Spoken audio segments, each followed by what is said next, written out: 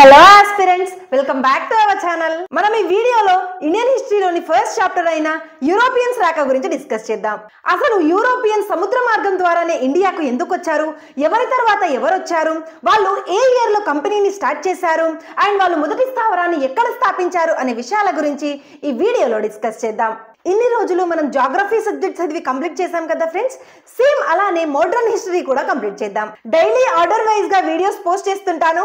ఈ రోజు యూరోపియన్స్ రాకతో వీడియోను స్టార్ట్ చేద్దాం. ఇది నా క్విక్ రివిజన్ కోసం ప్రిపేర్ చేసుకున్న నోట్స్ ఫ్రెండ్స్. వీడియో చూసుకుంటూ మీరు కూడా నోట్స్ ప్రిపేర్ చేసుకోండి, మీ ప్రిపరేషన్ కి యూజ్ అవుతుంది. ఇక టాపిక్ లోకి వెళ్తే యూరోపియన్స్ రాక. యూరోపియన్స్ రాక ముఖ్య అంశాలు.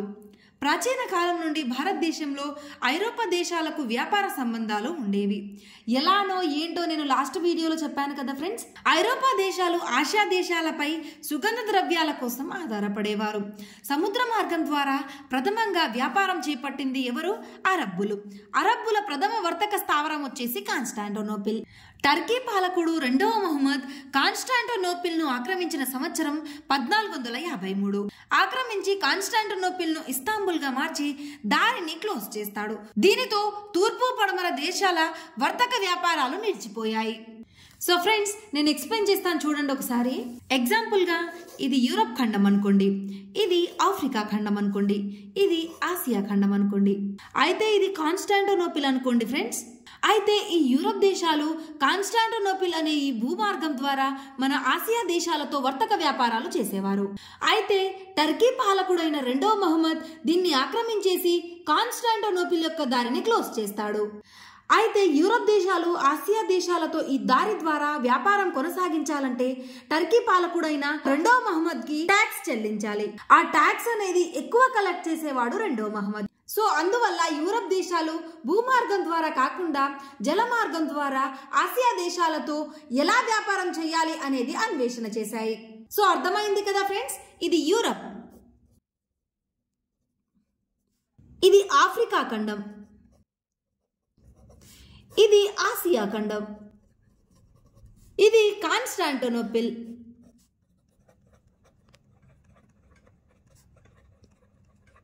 దీన్ని రెండవ మహమ్మద్ ఆక్రమించేస్తాడు కదా, ఆక్రమించేసి దీని దారిని క్లోజ్ చేసేస్తాడు. సో ఫ్రెండ్స్, మీకు అర్థం అవ్వడం కోసం ఇలా చెప్తున్నాను. మ్యాప్ లో చూస్తే కొంచెం డిఫరెంట్ గా ఉంటుంది. సో అర్థమైంది కదా ఫ్రెండ్స్. ఈ కాన్స్టాంటినోపిల్ ను ఆక్రమించి దీని దారిని క్లోజ్ చేయడం వల్ల ఇలా యూరప్ దేశాలు ఇండియాకి జలమార్గం ద్వారా దారిని కనుక్కున్నారు. ఇదంతా జరగడం వల్లనే 1492లో కొలంబస్ అమెరికాను కనుక్కున్నాడు. అండ్ 1498లో వాస్కోడి గామా ఇండియాను కనుక్కున్నాడు. సో అర్థమైంది కదా ఫ్రెండ్స్. సముద్ర మార్గం ద్వారా ప్రథమంగా వ్యాపారం చేపట్టింది ఎవరు? అరబ్బుల ప్రథమ వర్తక స్థావరం ఏంటి? కాన్స్టాంటినోపిల్. ఈ కాన్స్టాంటినోపిల్ ను ఎవరు ఆక్రమిస్తారు? టర్కీ పాలకుడైన రెండో మహమ్మద్ కాన్స్టాంటినోపిల్ ను 1453లో ఆక్రమిస్తాడు. అందువల్ల తూర్పు పడమర దేశాల యొక్క వర్తక వ్యాపారాలు నిలిచిపోయాయి. అయితే యూరోపియన్లు తూర్పు దేశాలకు అంటే భారతదేశంకు సముద్ర మార్గాలను కనుగొనుటకు నిర్ణయించారు. పోర్చుగీసు నావికుడైన వాస్కోడి గామా భారతదేశానికి సముద్ర మార్గాన్ని కనుగొని 17 మే 1498న కేరళలోని కాలికట్ ను చేరుకున్నాడు. అర్థమైంది కదా ఫ్రెండ్స్. పోర్చుగీసు నావికుడైన వాస్కోడి గామా భారతదేశానికి సముద్ర మార్గాన్ని ఎప్పుడు కనుక్కున్నాడు? 1498 మే 17న కనుగొన్నాడు. ఎక్కడ చేరాడు? కేరళలోని కాలికట్ కు చేరాడు. భౌగోళిక పరిశోధన నందు మొదటిసారిగా ప్రవేశించిన దేశం పోర్చుగల్. అర్థమైంది కదా ఫ్రెండ్స్. మన ఇండియాలోకి సముద్ర మార్గం ద్వారా మొదటిగా ప్రవేశించిన దేశం ఏది? పోర్చుగల్ దేశం. భౌగోళిక పరిశోధనలకు నావికులను ప్రోత్సహించిన పోర్చుగల్ రాజు 4వ హెన్రీ. అందుకే ఇతన్ని హెన్రీ ది నావిగేటర్ అంటారు ఫ్రెండ్స్. 4వ హెన్రీ బిరుదు ది నావిగేటర్. దక్షిణాఫ్రికా అగ్రాన్ని కనుగొని దానికి తుఫానుల అగ్రం అని పేరు పెట్టింది బర్తలోమియో డియాస్. అయితే ఫ్రెండ్స్, వాస్కోడి గామా కంటే ముందు సముద్ర మార్గాన్ని కనుక్కోవడానికి బర్తలోమియో డియాస్ వచ్చాడు. దక్షిణాఫ్రికా వరకు వచ్చి తుఫానులు ఎక్కువగా ఉండడంతో మళ్ళీ రిటర్న్ వెళ్ళిపోతాడు. ఆ దక్షిణాఫ్రికాలోని ప్లేస్ ని తుఫానుల అగ్రం అని పేరు పెడతాడు. తుఫానుల అగ్రంకు కేప్ ఆఫ్ గుడ్ హోప్ అని పేరు పెట్టింది రెండవ జాన్. అయితే ఫ్రెండ్స్, ఇప్పుడు ఐరోపా వారు భారతదేశంకు వచ్చిన వరుస క్రమం చూద్దాం. ఫస్ట్ వచ్చేసి ఎవరు వస్తారు? పోర్చుగీస్ వారు, నెక్స్ట్ డచ్ వారు, దాని తరువాత బ్రిటిష్ వారు, డేన్స్ వారు మరియు లాస్ట్ లో ఫ్రెంచ్ వారు వస్తారు. అయితే ఫ్రెండ్స్, ఫస్ట్ మన ఇండియాలోకి ఎంటర్ అయింది పోర్చుగీస్ వారే అండ్ లాస్ట్ కు వెళ్ళింది కూడా పోర్చుగీస్ వారే. ఆపరేషన్ విజయ్ అనే చర్య ద్వారా వీరిని ఇండియా నుంచి పంపిస్తారు. అయితే వీరి కంపెనీలు ఎప్పుడెప్పుడు స్టార్ట్ అయ్యాయో చూద్దాం ఫ్రెండ్స్. పోర్చుగీస్ వారి కంపెనీ 1628 లో స్టార్ట్ అవుతుంది. డచ్ వారి కంపెనీ 1602 లో స్టార్ట్ అవుతుంది. బ్రిటిష్ వారి కంపెనీ 1600 లో స్టార్ట్ అవుతుంది. డేన్స్ వారి కంపెనీ 1616 లో స్టార్ట్ అవుతుంది. ఫ్రెంచ్ వారి కంపెనీ 1664 లో స్టార్ట్ అవుతుంది. వీరి మొదటి స్థావరం ఎక్కడ ఫ్రెండ్స్? పోర్చుగీస్ వారు మొదట క్యాలికట్ లో మొదటి స్థావరాన్ని ఏర్పాటు చేసుకుంటారు. డచ్ వారు మచిలీపట్నంలో మొదటి స్థావరాన్ని ఏర్పాటు చేసుకుంటారు. బ్రిటిష్ వారు సూరత్ లో మొదటి స్థావరాన్ని ఏర్పాటు చేసుకుంటారు. డేన్స్ వారు ట్రాంక్విబార్ అంటే తమిళనాడులో మొదటి స్థావరాన్ని ఏర్పాటు చేసుకుంటారు. అండ్ ఫ్రెంచ్ వారు సూరత్ లో మొదటి స్థావరాన్ని ఏర్పాటు చేసుకుంటారు. ఫ్రెండ్స్, ఇది ఎగ్జామ్ పాయింట్ ఆఫ్ వ్యూలో చాలా ఇంపార్టెంట్. వీరి వరుస క్రమమైన వాళ్ళ కంపెనీలు ఎప్పుడు స్టార్ట్ అయ్యాయి అనేవి అండ్ వారు మొదటి స్థావరాన్ని ఎక్కడ ఏర్పరచుకున్నారు అనేవి ఎగ్జామ్ లో అడుగుతుంటారు, ఒకసారి చూసుకోండి. భారతదేశంలో సముద్ర మార్గం ద్వారా ఎంటర్ అయిన ఫస్ట్ పోర్చుగీస్ వారి గురించి చూద్దాం. భారతదేశంలో పోర్చుగీసు వ్యాపార స్థావరాలు. కేరళ తీరంలో క్యాలికట్, ఇది భారతదేశంలో తొలి వర్తక స్థావరం. మరియు కన్యనూర్, కాంగ్రనూర్, కొచ్చిన్లలో కూడా స్థావరాలను ఏర్పాటు చేసుకున్నారు. కొంకణ్ తీరంలో గోవా, మహారాష్ట్ర తీరంలో బొంబాయి, సాల్సెట్టి మరియు బెసిన్, గుజరాత్ తీరంలో సూరత్, భావానగర్, డయ్యూ మరియు డామన్. సో ఫ్రెండ్స్, పోర్చుగీసు వారి మొదటి స్థావరం ఎక్కడ? కేరళలోని క్యాలికట్. అండ్ బెంగాల్ తీరంలో హుగ్లీ, చిట్టగాంగ్ మరియు సత్గావ్, తమిళనాడు తీరంలో శాంతోమ్. అయితే పోర్చుగీస్ వారు మహమ్మద్ అజీజ్ అనుమతితో కేరళలోని క్యాలికట్ లో మొదటి స్థావరాన్ని ఏర్పాటు చేసుకున్నారు. అర్థమైంది కదా ఫ్రెండ్స్, పోర్చుగీస్ వారు ఎవరి అనుమతి తీసుకున్నారు? మహమ్మద్ అజీజ్ యొక్క అనుమతితో కేరళలోని క్యాలికట్ లో మొదటి స్థావరాన్ని ఏర్పాటు చేసుకున్నారు. భారత్ లో పోర్చుగీసు వారి మొదటి రాజధాని వచ్చేసి క్యాలికట్, రెండవ రాజధాని గోవా. పోర్చుగీస్ వారి గవర్నర్ వ్యవస్థ గురించి ఒకసారి చూద్దాం. 1504లో పోర్చుగీసు వారు భారతదేశంలో గవర్నర్ వ్యవస్థను ఏర్పాటు చేశారు. అర్థమైంది కదా ఫ్రెండ్స్, 1504లో పోర్చుగీస్ వారు భారతదేశంలో గవర్నర్ వ్యవస్థను ఏర్పాటు చేశారు.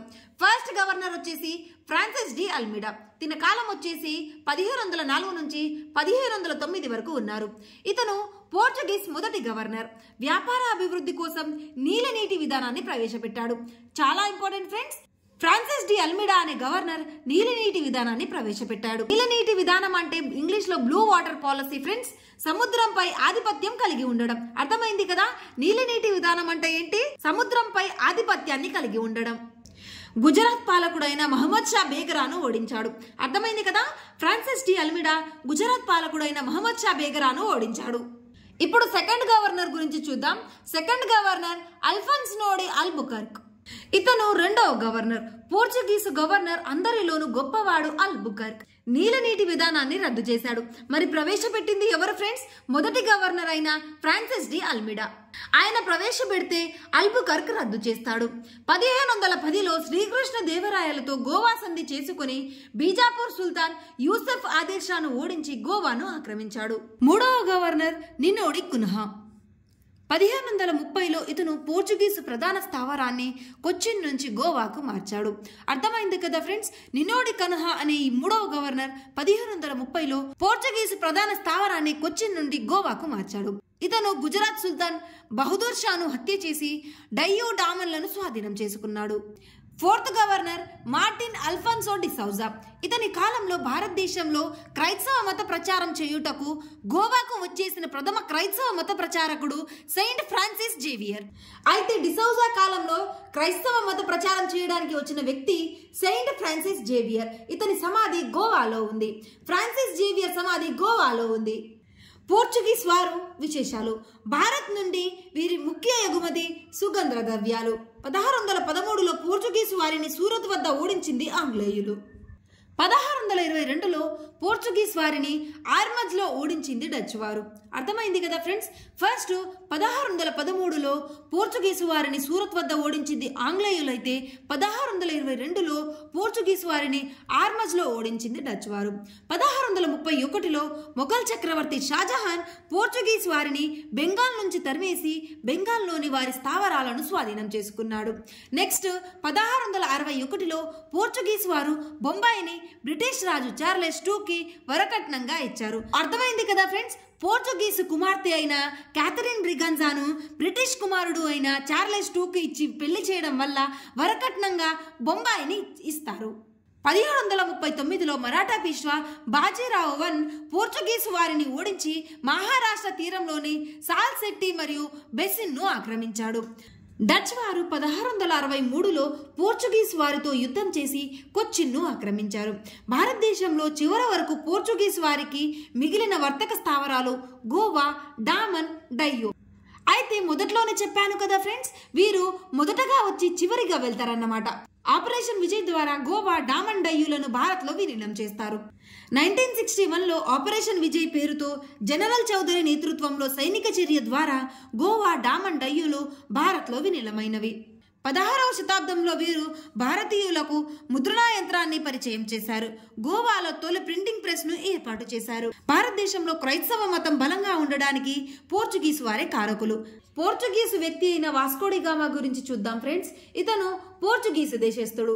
పోర్చుగల్ రాజు ఇమాన్యుయల్ అనుమతితో వాస్కోడిగామా 118 మందితో సౌత్ గ్యాబ్రియల్ అనే నౌకపై బయలుదేరి ఆఫ్రికాను చుట్టుముట్టి మొజాంబిక్ ను చేరి అక్కడ ముస్లిం పాలకుడైన మహమ్మద్ అదీజ్ను తోడు తీసుకొని 1498 మే 28న కేరళలోని కాలికట్కు చేరుకున్నాడు. ఆ సమయంలో కాలికట్ రాజు జామోరిన్. ఆయన అసలు పేరు రాజా మను విక్రమవర్మ. తరువాత జామోరిన్ గా పేరు మారుస్తారు. ఆ సమయంలో విజయనగర పాలకుడు ఇమ్మడి నరసింగరాయలు. ఢిల్లీ సుల్తాన్ సికిందర్ షా.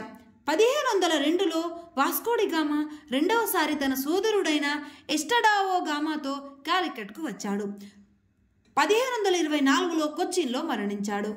సో ఏంటి ఫ్రెండ్స్, వాస్కోడిగామా గురించి ఒకసారి ఓవరాల్ గా చూద్దాం. అయితే ఇతను పోర్చుగీస్ దేశస్థుడు. ఇమాన్యువల్ అనుమతి తీసుకొని సౌత్ గాబ్రియల్ నౌకలో మహమ్మద్ అజీద్ ను తోడు తీసుకొని ఫస్ట్ కాలికట్ కు చేరుకున్నాడు. ఆ టైంలో కాలికట్ రాజు జామోరిన్, విజయనగర పాలకుడు ఇమ్మడి నరసింగరాయలు, ఢిల్లీ సుల్తాన్ సికిందర్ షా. పోర్చుగీస్ వారి గురించి అయిపోయింది ఫ్రెండ్స్. నెక్స్ట్ సెకండ్ వచ్చింది డచ్ వారు. ఇప్పుడు డచ్ వారి గురించి తెలుసుకుందాం. హాలాండ్ లేదా నెదర్లాండ్ దేశస్థులను డచ్ వారు అంటారు. డచ్ వారి ప్రధాన వర్తకం సూర్యకారం. భారత్లో డచ్ వారి ప్రధాన వర్తక స్థావరం మచిలీపట్నం. మహమ్మద్ కులీ కుతుబ్ షా అనుమతితో మొదటి స్థావరాన్ని ఏర్పాటు చేసుకున్నారు. ఇప్పుడు డచ్ వారి స్థావరాల విషయానికొస్తే తమిళనాడు తీరంలోని వారి స్థావరాలు పులికాట్, దేవనాంపట్నం మరియు నాగపట్నం. బెంగాల్ తీరంలో స్థావరాలు హుగ్లీ మరియు చిన్సురా. ఒరిస్సా తీరంలో బాలసోనార్. కొంకణ్ తీరంలో వారి స్థావరం గోవా సమీపంలోని వెంగూర్లు. 1690లో డచ్ వారు తమ ప్రధాన కేంద్రంను పులికాట్ నుంచి నాగపట్నంకు మార్చారు. 1759లో బెంగాల్లో జరిగిన బదేరా యుద్ధంలో ఆంగ్లేయుల చేతిలో ఓడి డచ్ వర్తకులు శాశ్వతంగా భారతదేశాన్ని వీడి వెళ్లిపోయారు. రాబర్ట్ క్లైవ్ డచ్ వారిని ఓడించాడు. అంబయానా హత్యాకాండ ఏ ఇయర్ లో జరిగింది ఫ్రెండ్స్? 1623లో జరిగింది. 1623లో భారత్లోని వలస విషయమైన డచ్ వారికి, బ్రిటిష్ వారికి ఇండోనేషియాలో అంబయానా వద్ద ఘర్షణలు జరిగాయి. ఈ ఘర్షణలని అంబయానా మరణకాండ అంటారు. డచ్ వారిని బటావియన్ వర్తకులు అంటారు. నెక్స్ట్ వచ్చేసి ఆంగ్లేయుల గురించి చూద్దాం. 1799లో లండన్ కు చెందిన వ్యాపారస్తులు the governor and company of merchants of London trading to the east India అనే పేరుతో వ్యాపార సంస్థను స్థాపించారు. ఈ కంపెనీని జాయింట్ కంపెనీగా పిలుస్తారు. ఈ కంపెనీకి డిసెంబర్ 31, 1600లో ఇంగ్లాండ్ రాణి ఎలిజబెత్ I నుంచి వ్యాపార అనుమతులు మరియు తూర్పు దేశాల వ్యాపారములపై 15 ఏళ్ల గుత్తాధిపత్య అధికారాలు లభించాయి. ఈ కంపెనీ స్థాపించినప్పుడు ఇంగ్లాండ్ రాజు ఎవరు ఫ్రెండ్స్? మొదటి జేమ్స్. ఇంగ్లాండ్ ప్రధాని విలియం హాకిన్స్. మొఘల్ చక్రవర్తి అక్బర్. భారతదేశంలో బ్రిటిష్ వారి నౌకాయానాల గురించి చూద్దాం ఫ్రెండ్స్. మొదటి నౌకాయానం 1602లో జరిగింది. నాయకత్వం ఎవరు వహించారు? జేమ్స్ లంకాస్టర్. అప్పుడు మొఘల్ చక్రవర్తి ఎవరు? అక్బర్. రెండవ నౌకాయానం 1605లో జరిగింది. దీనికి నాయకత్వం వహించింది హెన్రీ మిడిల్టన్. మొఘల్ చక్రవర్తి అక్బరే ఉన్నాడు. మూడవ నౌకాయానం 1608లో జరిగింది. దీనికి నాయకత్వం వహించింది కెప్టెన్ విలియం హాకిన్స్. ఇతన్ని ఇంగ్లీష్ ఖాన్ అని అంటారు. నౌక పేరేంటి ఫ్రెండ్స్? హెక్టార్ నౌక. ముఖ్య ఉద్దేశం ఏంటి? భారత్ లో వర్తక స్థావరాల స్థాపన కోసం. 1608లో ఆంగ్లేయులు సూరత్ లో మొఘల్ చక్రవర్తి జహంగీర్ అనుమతితో తొలి స్థావరాన్ని ఏర్పాటు చేసుకున్నారు. అర్థమైంది కదా ఫ్రెండ్స్. 1608లో ఆంగ్లేయులు సూరత్లో ఎవరి అనుమతి తీసుకొని, జహంగీర్ అనుమతి తీసుకొని సూరత్లో మొదటి స్థావరాన్ని ఏర్పాటు చేసుకున్నారు. 1611లో తూర్పు తీరంలో ఆంగ్లేయుల తొలి వర్తక స్థావరం మచిలీపట్నంలో ఏర్పాటయ్యింది. 1611లో ఆంగ్లేయులు గ్లోబ్ అనే నౌకలో కెప్టెన్ హిప్పన్ నాయకత్వంలో మచిలీపట్నం చేరుకొని ఆనాటి గోల్కొండ సుల్తాన్ అయిన మహమ్మద్ కులీ కుతుబ్ షా అనుమతి తీసుకొని వ్యాపార స్థావరాన్ని ఏర్పాటు చేసుకున్నారు. అర్థమైంది కదా ఫ్రెండ్స్, మొదటి స్థావరాన్ని ఎవరి అనుమతితో ఎక్కడ చేశారు? మొదటి స్థావరాన్ని 1608లో సూరత్లో మొఘల్ చక్రవర్తి అయిన జహంగీర్ అనుమతితో అక్కడ ఏర్పాటు చేశారు. అండ్ 1611లో తూర్పు తీరంలో తొలి వర్తక స్థావరం ఏది ఫ్రెండ్స్? మచిలీపట్నం. 1651లో బెంగాల్లో హుగ్లీ వద్ద వ్యాపార స్థావరాన్ని కూడా ఏర్పాటు చేసుకున్నారు. ఫస్ట్ వచ్చేసి మద్రాస్. 1639లో ఫ్రాన్సిస్ డే అనే అధికారి దామోదర్ల వెంకటాద్రి, దామోర్ల అయ్యప్ప నాయుడు అనే ఇద్దరు సోదరుల నుంచి మద్రాస్ ప్రాంతాన్ని పొందాడు. అందుకు గాను తన తండ్రి చెన్నప్ప పేరు మీద చెన్నపట్నం అని పేరు పెట్టారు. తరువాత మద్రాస్లో సెయింట్ జార్జ్ కోటను నిర్మించారు. సో మద్రాస్ ప్రాంతాన్ని ఏ ఇయర్లో పొందుతారు ఫ్రెండ్స్? 1639లో ఫ్రాన్సిస్ డే అనే అధికారి దామోదర్ల వెంకటాద్రి, దామోదర్ల అయ్యప్ప అనే సోదరుల నుంచి మద్రాస్ ప్రాంతాన్ని పొందుతారు. దానికి వారి తండ్రి పేరు మీదుగా చెన్నపట్నం అని పేరు పెడతారు. తరువాత మద్రాసులో సెయింట్ జార్జ్ కోటను నిర్మిస్తారు. నెక్స్ట్ వచ్చేసి బొంబాయి. ఈ బొంబాయిని పోర్చుగీస్ వారి దగ్గర నుంచి పొందుతారు ఫ్రెండ్స్. క్యాథరిన్ బ్రిగాన్జా చార్లెస్ టూకు పెళ్లి కుదరడం వల్ల వరకట్నంగా పోర్చుగీస్ వారు ఈ బొంబాయిని ఆంగ్లేయులకు ఇచ్చేస్తారు. 1661లో పోర్చుగీసు వారు బొంబాయి ప్రాంతాన్ని బ్రిటిష్ రాజైన చార్లెస్ టూకు వరకట్నంగా ఇచ్చారు. నెక్స్ట్ కలకత్తా. మొఘల్ చక్రవర్తి ఫరూక్సియార్ కి ఆరోగ్యం నయం చేసినందుకు డాక్టర్ హమిల్టన్ కు కాసిం బజార్, గోవిందపూర్, సుతమతిలను బహుమానంగా ఇచ్చారు. కాసిం బజార్, గోవిందపూర్, సుతమతిలను కలిపి కలకత్తా నగరాన్ని జాబ్ చార్నక్ నిర్మించాడు. అర్థమైంది కదా ఫ్రెండ్స్, మొఘల్ చక్రవర్తి ఫరూక్సియార్ కి ఆరోగ్యం నయం చేసినందుకు డాక్టర్ హమిల్టన్ కు కాసిం బజార్, గోవిందపూర్, సుతమతిలనే నగరాలను బహుమానంగా ఇచ్చాడు. ఈ మూడు నగరాలను కలిపి జాబ్ చార్నక్ కలకత్తా నగరాన్ని నిర్మించాడు. ఇంగ్లాండ్ రాజైన విలియం III పేరుతో ఫోర్ట్ విలియం అనే కోటను నిర్మించారు. అయితే ఫ్రెండ్స్, ఇప్పుడు అర్థమైంది కదా ఈ ఫోర్ట్ విలియం కోట ఎక్కడుంటుంది? కలకత్తాలో. English east India company Mughal చక్రవర్తులు. భారతదేశంలో 1600లో వ్యాపారము ప్రారంభించిన ఈస్ట్ ఇండియా కంపెనీ మొఘల్ చక్రవర్తుల అనుమతితో తమ వ్యాపార స్థావరాలను కొనసాగించింది. 1613 మరియు 1618లో జహంగీర్ ఫర్మానాలు జారీ చేసి ఆంగ్లేయులకు వ్యాపార అనుమతులు ఇచ్చాడు. బెంగాల్ గవర్నర్గా పనిచేస్తున్న షాజహాన్ కుమారుడు శాసుజా 1651లో ఆంగ్లేయులకు నిషాన్ను జారీ చేశాడు. దీని ప్రకారం ఆంగ్లేయులు సంవత్సరానికి 3000 రూపాయలు చెల్లించి బెంగాల్లో పన్నులు చెల్లించకుండా స్వేచ్ఛా వాణిజ్యం చేసుకోవడానికి అనుమతులు పొందారు. మొఘల్ చక్రవర్తి ఫరూక్సియార్ తీవ్ర అనారోగ్యం పాలు కావడంతో ఆంగ్లేయులు విలియం హమిల్టన్ ఆధ్వర్యంలో ఒక వైద్య బృందాన్ని పంపించి చికిత్స చేయించారు. దీని కృతజ్ఞతగా ఫరూక్సియార్ 1717లో ఒక ఫర్మానాను జారీ చేశాడు. దీనినే బంగారు ఫర్మానా అంటారు. అయితే ఫ్రెండ్స్, ఒకసారి ఈ ఫరూక్సియార్ ఆరోగ్యం బాగలేకపోవడంతో ఆంగ్లేయుల డాక్టర్ అయిన డాక్టర్ హమిల్టన్ ఇతని ఆరోగ్యం బాగు చేయడంతో తిను దానికి కృతజ్ఞతగా 1717లో వీళ్ళకి ఒక బంగారు ఫర్మానాను జారీ చేస్తాడు. అదేంటంటే దీని ప్రకారం ఆంగ్లేయులు బెంగాల్తో సహా దక్కన్ మరియు గుజరాత్లో పన్నులు లేని స్వేచ్ఛా వాణిజ్యం కొనసాగించుకుని సంవత్సరానికి 10,000 రూపాయలు చక్రవర్తికి చెల్లించాలి. అర్థమైంది కదా ఫ్రెండ్స్, దక్కన్ మరియు గుజరాత్లో పన్నులు లేకుండా స్వేచ్ఛా వాణిజ్యం కొనసాగించుకుని సంవత్సరానికి 10,000 రూపాయలు చక్రవర్తికి చెల్లించాలి. రెండవ షా ఆలం చక్రవర్తిగా ఉన్న సమయంలో ఆంగ్లేయులు 1803లో ఢిల్లీని ఆక్రమించుకుని మొఘల్ చక్రవర్తిని పెన్షనర్గా మార్చారు. 1858లో ఆంగ్లేయులు చివరి చక్రవర్తి రెండో బహదూర్ షాకు బర్మాకు బందీగా పంపించడంతో మొఘల్ వంశం అంతమయ్యింది. ఈ ఆంగ్లేయుల గురించి ఇతర అంశాలేంటో చూద్దాం ఫ్రెండ్స్. భారతదేశం నుండి మొదటగా ఆంగ్లేయులు ఎక్కువగా వర్తకం జరిపిన వస్తువు నీలి మందు. తూర్పు తీరంలో ఆంగ్లేయులు స్థాపించిన మొదటి ఫ్యాక్టరీ బాలసోనార్.